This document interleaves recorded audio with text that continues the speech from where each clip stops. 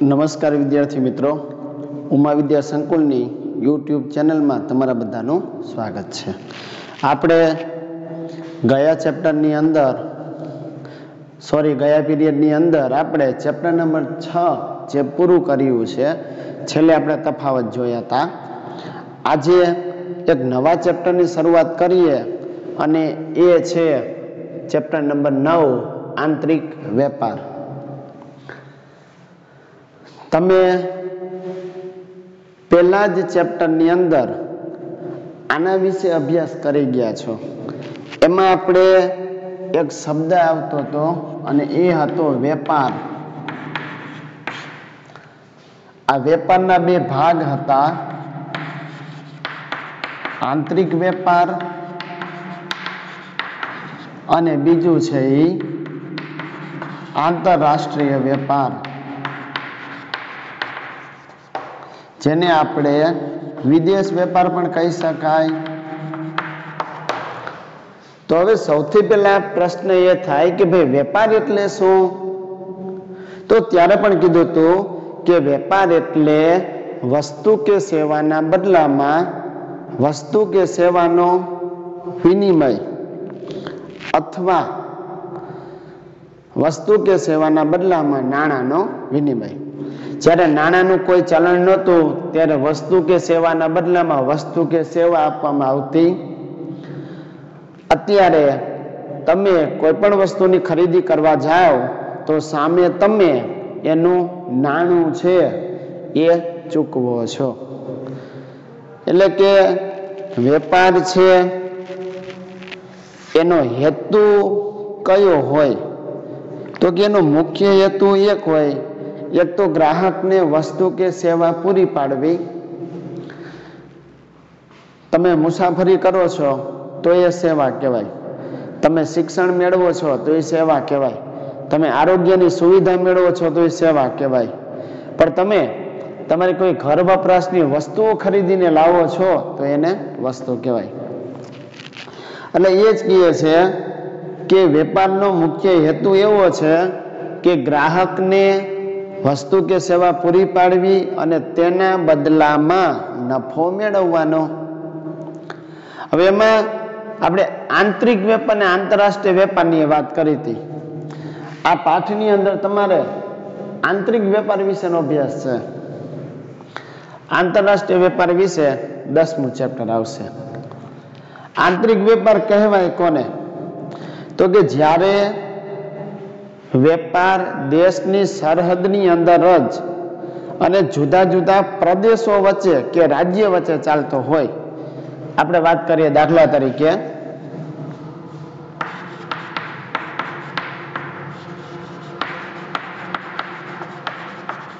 અમદાવાદથી રાજકોટ. અમદાવાદનો કોઈ વેપારી રાજકોટથી વસ્તુ મગાવે તો એ આંતરિક વેપાર. આ સિવાય માનો કે ગુજરાતનો કોઈ વેપારી છે એ પંજાબથી ઘઉં મગાવે છે તો આ પણ આંતરિક વેપાર જ કહેવાય. કેમ? તો કે આપણા દેશની સરહદની અંદર જ અલગ અલગ પ્રદેશો વચ્ચે કે અલગ અલગ રાજ્ય વચ્ચે ચાલતો આ વેપાર છે, એને આપણે કહીશું આંતરિક વેપાર. હવે આ આંતરિક વેપાર પાછળનું કારણ શું? તો કે આપણા દેશના કોઈ પણ ભાગ એવો નથી કે જ્યાં બધી જ વસ્તુ પૂરતા પ્રમાણમાં હોય. દાખલા તરીકે કે ભાઈ આપણે ગુજરાત છે તો આપણા ગુજરાતમાં મગફળી છે, કપાસ છે, એનું ઉત્પાદન વધારે થાય છે. જીરું, વરિયાળી, ઈસબગુલ છે, એનું ઉત્પાદન વધારે થાય છે. તો સામે જે પંજાબ છે ત્યાં ઘઉંનું ઉત્પાદન વધારે થાય છે. આપણા રાજ્યમાં જે ઘઉંની જરૂર છે એ પૂરતા પ્રમાણમાં ન હોય તો શું કરવું પડે? પંજાબ પાસેથી ખરીદી કરીને લાવવા પડે છે. એટલે કે એક તો કુદરતી સાધન સંપત્તિની વહેંચણી અસમાન છે, માટે બધા જ પ્રકારની વસ્તુઓનું ઉત્પાદન કોઈ એક જ રાજ્યમાં થઈ શકતું નથી. એના કારણે જ ઉત્પાદકો દેશના જુદા જુદા વિસ્તારમાં જે લોકો એમની સાથે ગ્રાહક તરીકે જોડાયેલા છે તો એવા લોકોને વસ્તુ પહોંચાડવામાં આવતી હોય છે, તો એને આપણે કહીશું આંતરિક વેપાર. એ આપણે પ્રસ્તાવનાની વાત કરી લીધી. સૌથી પહેલા શું યાદ રાખવાનું કે વેપાર એટલે શું? વસ્તુ કે સેવાના બદલામાં વસ્તુ કે સેવાનો વિનિમય અથવા વસ્તુ કે સેવાના બદલામાં નાણાંનો વિનિમય એટલે વેપાર. બે એના પ્રકાર, આંતરિક વેપાર, આંતરરાષ્ટ્રીય વેપાર. આંતરિક વેપાર કોને કહેશો? દેશના જુદા જુદા ભાગ વચ્ચે, પ્રદેશો વચ્ચે કે અલગ અલગ રાજ્ય વચ્ચે ચાલતો વેપાર. ટૂંકમાં દેશની સરહદની અંદર જ જે વેપાર ચાલતો હોય, આંતરિક વેપાર. કુદરતી સાધન સંપત્તિ અસમાન વેચણી થઈ છે, માટે બીજા રાજ્ય ઉપર આધાર રાખવો પડે છે. ચાલો અર્થ જો એનો જોઈએ આંતરિક વેપારનો, આપણે હમણાં કીધું એનું એ જ રિપીટ થશે. તમને 1 માર્કનો પ્રશ્ન પણ પૂછી શકે કે આંતરિક વેપાર એટલે શું, તો ત્યારે તમારે લખવાનું કે દેશની સરહદની અંદર ચાલતો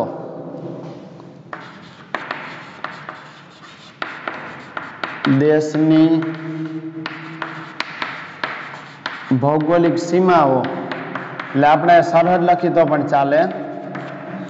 દેશની ભૌગોલિક સીમાઓ એટલે કે સરહદની સીમાઓની અંદર ચાલતો વેપાર.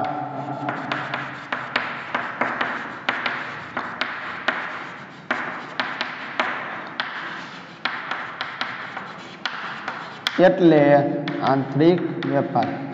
આમાં તમે શબ્દ ઉમેરી શકો કે દેશના 2 પ્રદેશો વચ્ચે, 2 વિસ્તારો વચ્ચે, 2 રાજ્ય વચ્ચે ચાલતો વેપાર. ટૂંકમાં ભૌગોલિક સીમાઓ, સરહદની અંદર ચાલતો વેપાર એટલે આંતરિક વેપાર. આંતરિક વેપારમાં એક તો જે તે દેશનું ચલણ, માનો કે આપણા દેશનું ચલણ કયું, તો કે આપણું ચલણ રૂપિયો છે. અમેરિકા હોય તો ડોલર હોય, યુરોપના કન્ટ્રીઝ હોય તો યુરો હોય, પાઉન્ડ હોય, જે હોય તે. એટલે કે એક તો જો દેશનું ચલણ એક સરખું હોય, એ પંજાબ હોય તોય ભલે, હિમાચલ પ્રદેશ હોય તોય ભલે, ગુજરાત કે પછી મહારાષ્ટ્ર, ચલણ તરીકે રૂપિયો જ છે. બીજું તોલમાપ જે છે, વજન, એ પણ એક સરખું હોય. વેપારી રીત રસમ એક સરખી જોવા મળે. એટલું જ નહીં, પણ દરેક રાજ્યમાં જે કાયદાઓ છે તો દેશના કાયદા બધાને એક સરખા લાગુ પડતા હોય છે. બીજો ફાયદો એ છે કે આંતરિક વેપારમાં વસ્તુઓની હેરફેર ઝડપથી થઈ શકે છે, સમય ઓછો લાગે છે. એટલું જ નહીં, જોખમ પણ ઓછું છે. એટલે કે માનો કે જો ગુજરાતથી પંજાબ વસ્તુ આપણે મોકલવી કે લાવવી હોય તો અંતર ઓછું છે, એટલે શું થાય, એક તો જોખમ ઓછું, બરાબર. રેલવે દ્વારા કે પછી માર્ગ દ્વારા આપણે વસ્તુ પહોંચાડી શકીએ. હવે એના બદલે આંતરરાષ્ટ્રીય વેપાર હોય, એક બાજુ આપણો દેશ છે અને એની સાથે કોણ વેપાર કરે છે, તો કે અમેરિકા અથવા ચીન, બરાબર, જાપાન છે, દક્ષિણ કોરિયા છે, મ્યાનમાર છે, કોઈ પણ દેશ. હવે આમાં એવું બને કે આંતરિક વેપાર હોય ને તો એક તો એમાં સ્થળ નજીક હોય, એટલે વસ્તુ પહોંચાડવામાં સમય ઓછો લાગે, એમાં જોખમ પણ ઓછું હોય. આમાં બંને વસ્તુ બને. કઈ? એક તો દૂરનું સ્થળ હોય, સમય વધારે લાગે અને જોખમનું પ્રમાણ પણ વધારે, કારણ કે મોટા ભાગે આમાં જળમાર્ગ દ્વારા વસ્તુઓ મોકલવામાં આવે અથવા હવાઈ માર્ગ દ્વારા વસ્તુ મોકલવામાં આવતી હોય તો એમાં જોખમનું પ્રમાણ વધી જાય છે. જ્યારે આંતરિક વેપારમાં જોખમ ઓછો, સમય પણ ઓછો. એટલું જ નહીં, ખરીદનાર વ્યક્તિ અને વસ્તુ વેચનાર વ્યક્તિ પણ સરળતાથી એકબીજાના સંપર્કમાં આવતા હોય છે. હવે આપણે વેપારી પ્રવૃત્તિઓ જે છે એનું વર્ગીકરણ જોઈ લઈએ.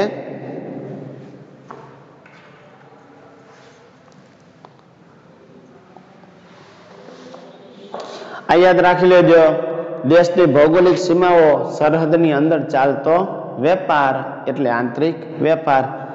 ઉદાહરણ સહિત આપેલું છે.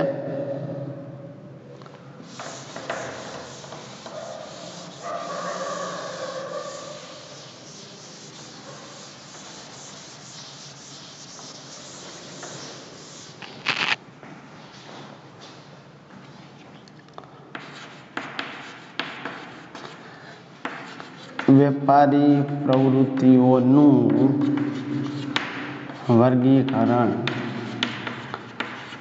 વર્ગીકરણ એટલે વિભાજન પાડેલું હોય, વેચી નાખવામાં આવેલી હોય એનું વર્ગીકરણ કહેવાય.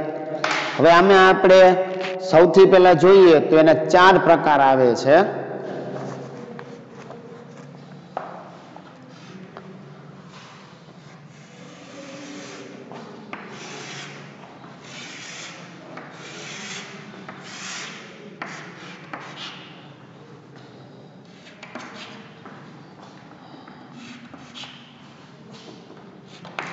હવે આ 4 પ્રકાર એટલે કયા કયા? તો કે એક તો સરહદની દ્રષ્ટિએ,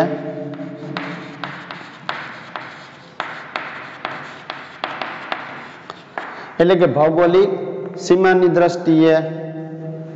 આના 2 પ્રકાર આવશે. હમણાં કીધા એ જ 2 આવે. હમણાં આપણે બોર્ડમાં લખેલા જ હતા કે 2 પ્રકાર એટલે કયા? તો કે આંતરિક વેપાર જે દેશની સરહદની અંદર ચાલતો હોય, અને આંતરરાષ્ટ્રીય વેપાર જે દેશની સરહદની બહાર ચાલતો હોય, એટલે કે વિશ્વના 2 દેશો વચ્ચે ચાલતો હોય. બીજું જે છે એ વિતરણની દ્રષ્ટિએ,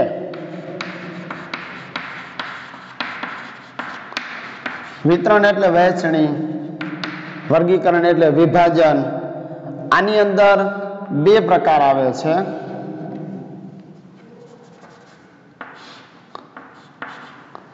હવે આ 2 પ્રકાર એટલે કયા?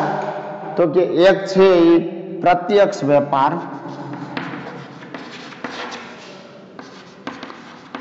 અને બીજું છે એ પરોક્ષ વેપાર. આની વિશે વિગતવાર વાત આવશે.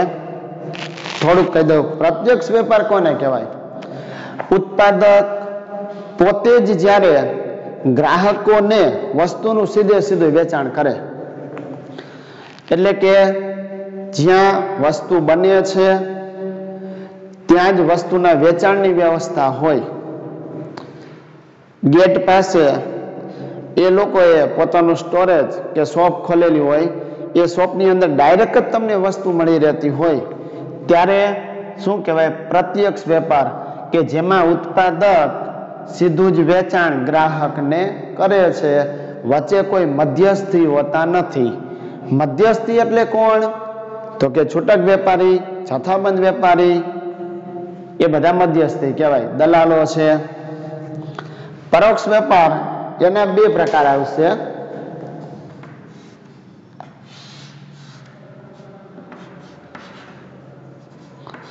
હવે આ 2 પ્રકાર એટલે કયા? જથ્થાબંધ વેપાર, અને બીજું જે છે એ છે છૂટક વેપાર. જથ્થાબંધ વેપાર કોને કહેવાય? જ્યારે ઉત્પાદક પાસેથી ખરીદી કરે, છૂટક વેપારીને વેચાણ કરે, એ જથ્થાબંધ વેપારી. છૂટક વેપારી જથ્થાબંધ વેપારી પાસેથી ખરીદી કરશે અને પછી ગ્રાહકોને વેચાણ કરશે, હોલસેલ રિટેલર. ત્યાર પછી નાણાંની ચૂકવણીની દ્રષ્ટિએ પ્રકાર પડે છે. ત્રીજું છે એ નાણાંની ચૂકવણીની દ્રષ્ટિએ.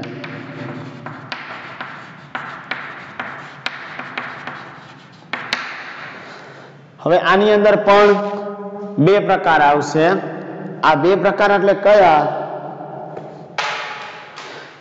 તો કે આ 2 પ્રકાર એટલે પેલું છે શાખ ઉપર વેચાણ અને રોકડ વેપાર. શાખ પર વેપાર અને બીજું છે એ રોકડ વેપાર. શાખ પર વેપાર એટલે એક વેપારી છે એ બીજા વેપારીને જ્યારે માલનું વેચાણ કરે અને ત્યારે નક્કી કર્યું કે 1 મહિના પછી તમારે આ રકમ ચૂકવવાની, તો 1 મહિના સુધી એની શાખ ઉપર વસ્તુનું વેચાણ કર્યું કહેવાય. રોકડ એટલે કે જ્યારે ખરીદી કરે અને તરત જ નાણાંની ચૂકવણી કરી દેવામાં આવે, એ રોકડ વેપાર થયો. ત્યાર પછી ચોથો જે પ્રકાર છે એ છે માલની રવાનગીની દ્રષ્ટિએ.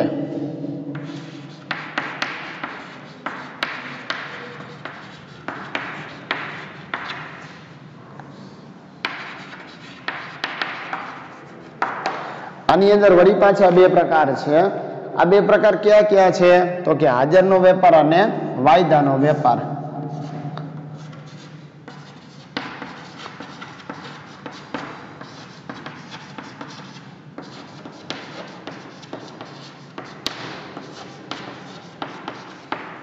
હાજરનો વેપાર એટલે શું? કે જ્યારે કોઈ વેપારી છે એ વસ્તુનો ઓર્ડર આપે છે તો વસ્તુ હાજરમાં હોય તો તરત જ એનું વેચાણ કરી દેવાનું. વાયદાનો વેપાર એટલે કે જ્યારે વેપારી છે એ ઉત્પાદકને ઓર્ડર આપે છે, વસ્તુ હાજરમાં નથી, ત્યારે ઉત્પાદક શું કહે છે કે ભાઈ તમને 15 દિવસ પછી વસ્તુ ઉત્પાદન કરી અને મોકલી દેવામાં આવશે, એ વાયદો આપ્યો કહેવાય. એમાંથી આપણે આ જે પ્રકારો લખ્યા એક વખત જોઈ લ્યો. સરહદની દ્રષ્ટિએ 2 પ્રકાર, આંતરિક વેપાર, આંતરરાષ્ટ્રીય વેપાર. વિતરણની દ્રષ્ટિએ પણ 2 પ્રકાર, પ્રત્યક્ષ વેપાર, પરોક્ષ વેપાર. પરોક્ષ વેપારમાં જથ્થાબંધ વેપાર, છૂટક વેપાર. નાણાંની ચૂકવણીની દ્રષ્ટિએ શાખ પર વેપાર, રોકડ વેપાર. માલની રવાનગીની દ્રષ્ટિએ હાજરનો વેપાર, વાયદાનો. હવે એમાંથી આપણે આ જે છે જથ્થાબંધ વેપાર, છૂટક વેપાર, આના વિશે વિગતવાર આવશે. સૌથી પહેલા આપણે જો જથ્થાબંધ વેપારની વાત કરીએ કે ભાઈ જથ્થાબંધ વેપાર કહેવાય કોને, એની સેવાઓ કઈ કઈ આપવામાં આવે છે, ગ્રાહકને કઈ સેવા મળે, ઉત્પાદકને કઈ સેવા મળે, છૂટક વેપારીને કઈ સેવા મળે. તો કે જે વેપારમાં ઉત્પાદક પાસેથી મોટા જથ્થામાં વસ્તુની ખરીદી કરવામાં આવે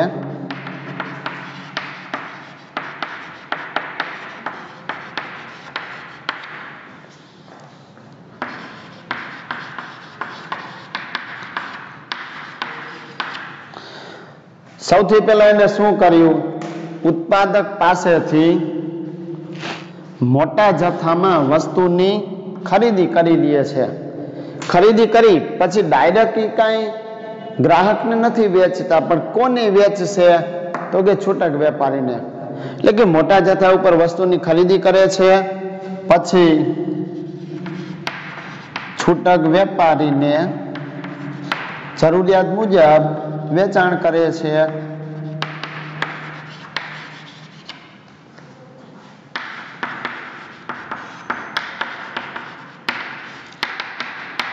તેને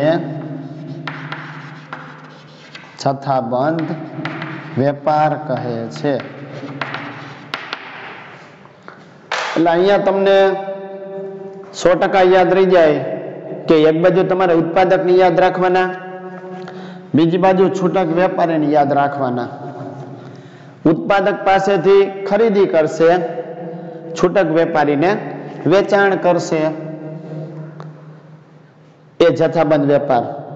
અને આપણે આ રીતે પણ સમજી શકીએ કે ભાઈ સૌથી પહેલા અહીંયા કોણ હોય? ઉત્પાદક હોય. પછી ઉત્પાદક પછી કોણ હોય? તો કે જથ્થાબંધ વેપારી હોય.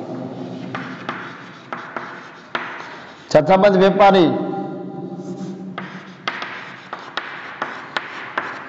વેપારી કોને વેચાણ કરશે? છૂટક વેપારીને. છૂટક વેપારી કોને વેચાણ કરશે? ગ્રાહકને. આ આખી કડી કહી શકાય. ઉત્પાદક વસ્તુ બનાવે છે એ જથ્થાબંધ વેપારીને વેચાણ કરે છે, જથ્થાબંધ વેપારી છૂટક વેપારીને વેચાણ કરે છે અને છૂટક વેપારી છેલ્લે ગ્રાહકોને વેચાણ કરે છે. એટલે આપણે એમ પણ કહી શકીએ કે જથ્થાબંધ વેપારી એ કડી સમાન છે. પણ કોની કડી સમાન? તો કે ઉત્પાદક અને છૂટક વેપારીને જોડતી કડી સમાન જથ્થાબંધ વેપારી ગણવામાં આવે છે. હવે આની સેવાઓ વિશેની વાત કરી લઈએ કે ભાઈ જથ્થાબંધ વેપારીની સેવાઓ કઈ કઈ છે. ઉત્પાદકને કેવી સેવા મળે, ગ્રાહકને કેવી સેવા મળે, ગ્રાહકને ન મળે તો પછી છૂટક વેપારીને કેવી સેવા મળે. જો ડાયરેક્ટ વેચાણ કરે પ્રત્યક્ષ, બરાબર, તો ગ્રાહકને સેવા મળે. પણ માનો કે પરોક્ષ વેપાર હોય તો પછી એની સેવા છૂટક વેપારીને મળે, બીજું આ બાજુ ઉત્પાદકને મળશે.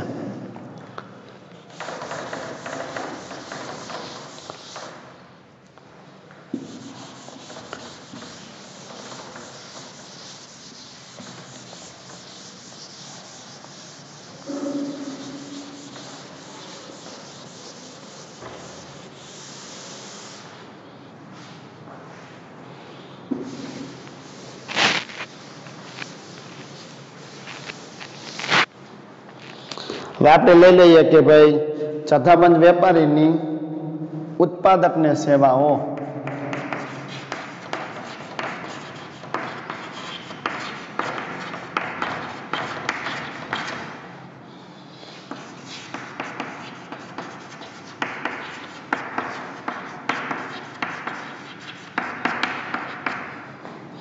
આ ઉત્પાદક એટલે વસ્તુનું ઉત્પાદન કરનાર વ્યક્તિ.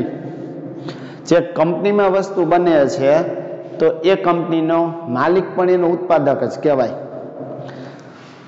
હવે આને કઈ કઈ સેવાઓ પૂરી પાડવામાં આવે છે? તો સૌથી પહેલું છે મોટા જથ્થામાં વર્દી એટલે કે ઓર્ડર આપવો.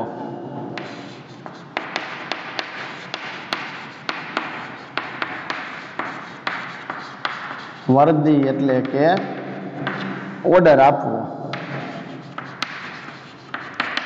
હમણાં એની વ્યાખ્યામાં પણ આપણે જોયું કે ભાઈ જથ્થાબંધ વેપારી ઉત્પાદકને મોટા જથ્થામાં ઓર્ડર આપી વસ્તુની ખરીદી કરે છે અને પછી છૂટક વેપારીને જરૂરિયાત પ્રમાણે વેચાણ કરે છે. એટલે એક તો આ સેવા થઈ. એનો ફાયદો એ થશે કે ઉત્પાદકને જેટલી વસ્તુનું ઉત્પાદન થાય એ બધી જ વસ્તુઓનું જથ્થાબંધ વેપારી ખરીદી કરી લે છે. એમની પાસે કોઈ વસ્તુનો જથ્થો છે એ વધતો નથી, સંગ્રહ વધારે કરવો પડતો નથી. બીજું છે બજારની માહિતી.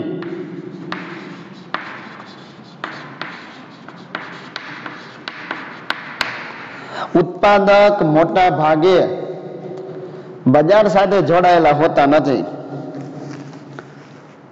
બજારમાં ગ્રાહકોની માંગ કેવી છે, ગ્રાહકોની રસ અભિરુચિ કેવી છે, ગ્રાહકોની બદલાતી જતી ફેશન કેવી છે, આ બધી જ વસ્તુની માહિતી જથ્થાબંધ વેપારી પહેલા છૂટક વેપારી પાસેથી મેળવશે અને છૂટક વેપારી પાસેથી જે માહિતી મળી હોય એ પછી ઉત્પાદકને પહોંચાડવામાં આવે છે. એનો ફાયદો એ થશે કે ઉત્પાદક આ માહિતીને આધારે ગ્રાહકોની રસ રુચિ માંગ કેવી છે એને આધારે પછી વસ્તુઓનું ઉત્પાદન કરશે તો એનું વેચાણ વધશે. ત્યાર પછી માલના સંગ્રહમાંથી મુક્તિ.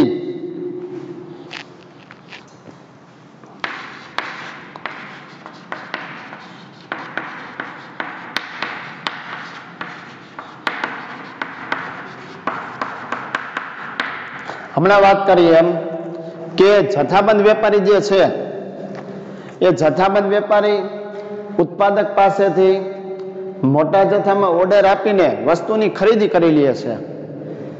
એટલે કે ઉત્પાદક જેટલી વસ્તુનું ઉત્પાદન કરે એ બધી જો વેચાઈ જતી હોય તો ઉત્પાદકને એ માલનો કોઈ સંગ્રહ કરવાની જરૂર રહેતી નથી. એને સંગ્રહમાંથી મુક્તિ મળે છે. ત્યાર પછી વેચાણની ચિંતામાંથી મુક્તિ.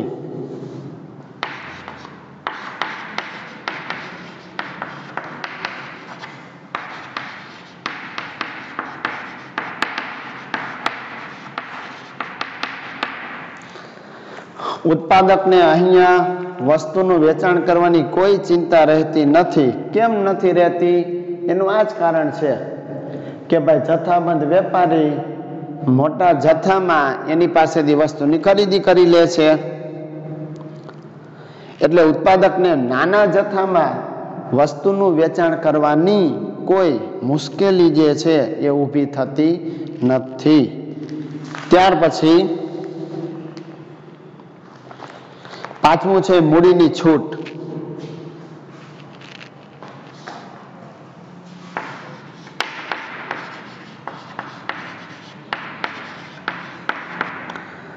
મૂડીની છૂટ એ અર્થમાં કે જથ્થાબંધ વેપારી છે ને એ ઘણીવાર એવું બને કે ઉત્પાદક પાસેથી વસ્તુ ખરીદી કરતા પહેલા એ અગાઉથી નાણાં ચૂકવી દેતો હોય. બરાબર? એટલે કે વસ્તુની ખરીદી કરે એના પહેલા ઓર્ડર આપે, ઓર્ડરની સાથે જ જો નાણાં મોકલી દેતો હોય તો ઉત્પાદકને મૂડીની છૂટ મળે છે. એ જ મૂડી એ વળી પાછો વસ્તુ બનાવવામાં ઉપયોગમાં લઈ શકે છે. ત્યાર પછી જોખમમાંથી મુક્તિ.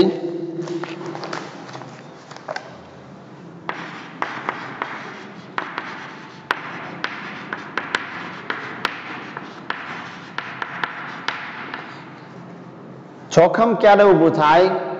જો માલનો સંગ્રહ કરેલો હોય ગોડાઉનમાં માલનો સંગ્રહ કરેલો હોય તો ક્યારેક અતિવૃષ્ટિ,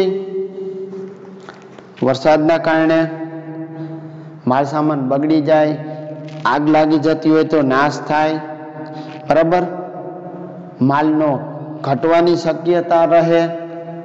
તો આ બધી જે બાબતો છે એ જોખમ ઉત્પાદકને લેવું પડતું નથી. કેમ નથી લેવું પડતું? તો કે જથ્થાબંધ વેપારી વસ્તુની ખરીદી કરી લે છે, સંગ્રહ નથી કરવો પડતો. સંગ્રહ ન કરવો પડે તો જે જોખમ ઊભા થાય એ ઊભા થતા નથી.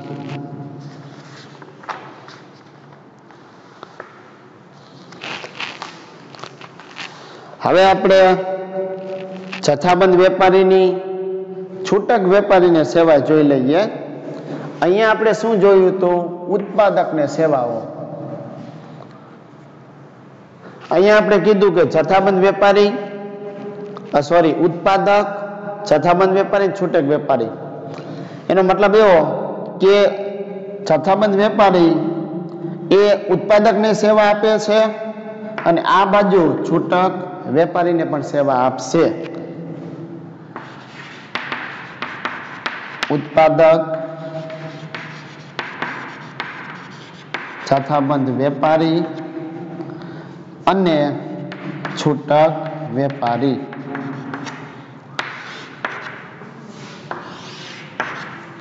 બરાબર? બે બાજુની સેવાઓ છે.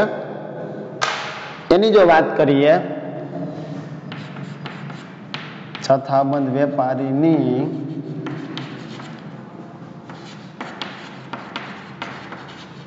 છૂટક વેપારીને સેવાઓ.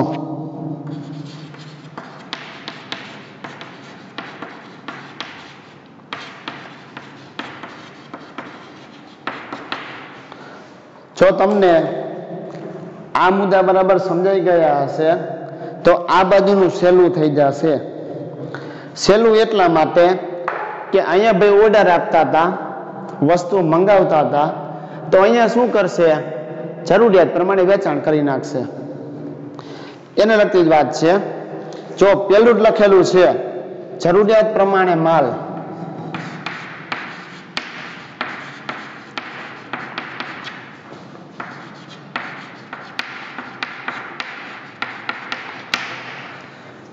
એટલે તમે લખી શકો જથ્થાબંધ વેપારી ઉત્પાદક પાસેથી મોટા જથ્થામાં વસ્તુની ખરીદી કરશે અને છૂટક વેપારીને જરૂરિયાત પ્રમાણે તેનું વેચાણ કરશે. એટલે કે છૂટક વેપારીને માલનો કોઈ સંગ્રહ કરવો પડતો નથી. જ્યારે જરૂર પડે ત્યારે જથ્થાબંધ વેપારી પાસેથી એ ખરીદી કરીને લાવે છે. બીજું,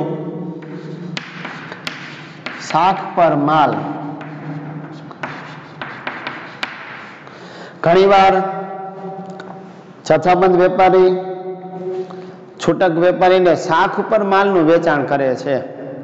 એનો મતલબ એવો થયો કે જો છૂટક વેપારી પાસે હાલમાં પૂરતા પ્રમાણમાં મૂડી ન હોય, નાણાં ન હોય, તો પણ જથ્થાબંધ વેપારી પાસેથી શાખ ઉપર માલની ખરીદી કરીને લાવી શકે છે. એટલે કે ઓછી મૂડીએ પણ વધારે સારો વેપાર છૂટક વેપારી કરી શકશે. ત્યાર પછી જાહેરાત ખર્ચમાં ઘટાડો.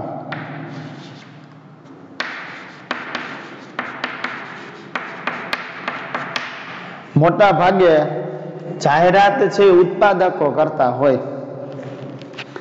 ઉત્પાદકો સિવાય જાહેરાત છે જથ્થાબંધ વેપારી કરતા હોય છે. એનો મતલબ એવો થયો કે જાહેરાત છે, વેચાણ વધારાના પ્રયત્નો છે, એનો લાભ કોને મળશે? છૂટક વેપારીને. અહીંયા છૂટક વેપારીને કોઈ પ્રકારની જાહેરાત કરવી પડતી નથી, એના ખર્ચમાં ઘટાડો થાય છે. વેચાણ વૃદ્ધિના પ્રયત્નમાં શું કરી શકાય? એક તો કમિશન આપી શકાય કે ભાઈ 100 રૂપિયાની વસ્તુ છે એ તમને 80 રૂપિયામાં મળશે, એ કમિશન થયું. પછી ઓફર રાખી શકાય કે 4 વસ્તુની ખરીદી કરો એક મફત, બરાબર, બાય 4 get 1 ફ્રી, એ રાખી શકાય. ત્યાર પછી કૂપન રાખી શકાય, ડ્રોની સિસ્ટમ રાખી શકાય. એ બધી વેચાણ વૃદ્ધિના પ્રયત્નો કહેવાય. ત્યાર પછી ફરિયાદોનો નિકાલ.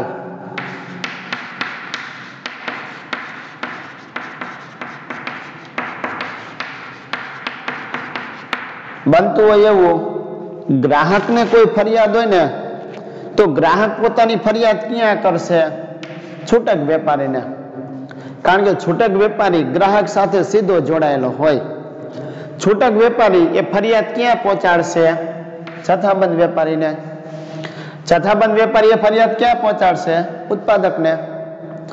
આમ ગ્રાહકની કોઈ ફરિયાદ છે તો એ અંગે છૂટક વેપારી જથ્થાબંધ વેપારી સુધી એ માહિતી પહોંચાડતો હોય છે અને પછી ઝડપથી એનો નિકાલ કરવાનો પ્રયાસ કરે છે. ત્યાર પછી જોખમમાંથી મુક્તિ. આ મુદ્દો તો રિપીટ થયો, અહીંયા પણ લખેલો છે જોખમમાંથી મુક્તિ. એટલે એ જ કહે છે કે જથ્થાબંધ વેપારી એ માલનો સંગ્રહ કરે છે. અહીંયા છૂટક વેપારીને માલનો કોઈ સંગ્રહ કરવો પડતો નથી. માલનો સંગ્રહ ન કરવો પડે તો પછી માલ બગડવાનો પ્રશ્ન, માલને નુકસાન થવાનો પ્રશ્ન કે ભાવમાં વધઘટ થવાનો પ્રશ્ન છે, એ પ્રશ્ન છૂટક વેપારીને નડતો નથી. એટલે કે જોખમમાંથી એને મુક્તિ મળશે. છઠ્ઠું, માર્ગદર્શન. માર્ગદર્શનની અંદર શું આવશે? જથ્થાબંધ વેપારી એની પાસે જે જ્ઞાન છે, અનુભવ છે, એનો લાભ છૂટક વેપારી મેળવી શકે છે. ખાસ કરીને માલ સામાનનો ભાવ છે, એનો ઉપયોગ કેવી રીતે કરવો, એનું વેચાણ કેવી રીતે કરવું, આ બધું જ માર્ગદર્શન જથ્થાબંધ વેપારી છે એ છૂટક વેપારીને આપતો હોય છે. એટલે છૂટક વેપારીને પણ વધારે વસ્તુઓનું વેચાણ કરવામાં સરળતા રહે છે. આજે આટલું રાખીએ. નેક્સ્ટ પીરિયડની અંદર આપણે છૂટક વેપારીની જથ્થાબંધ વેપારીને સેવા અને છૂટક વેપારીની ગ્રાહકોને સેવા, ત્યાર પછી કે તેના લાભ શું છે, એની મર્યાદા શું છે, પછી છૂટક વેપારના પ્રકારો જોઈશું, જેમાં આપણે શોપિંગ મોલની ને આ બધી પણ વાત આવશે. ઓનલાઈન જે આપણે શોપિંગ કરીએ છીએ એની વાત આવશે. આજનું તમારું હોમવર્ક શું? તો આજે તમારે હોમવર્કમાં આપણે જે વેપારી પ્રવૃત્તિઓનું વર્ગીકરણ, જે આકૃતિ દોરી હતી, 4 એના પ્રકાર, પછી એના 2 પેટા પ્રકાર, આ બાજુ 2 પેટા પ્રકાર, એમાં પરોક્ષના 2 પેટા પ્રકાર, બરાબર. તો એ આખી આકૃતિ તમારે વ્યવસ્થિત રફ નોટમાં લખી લેવાની છે.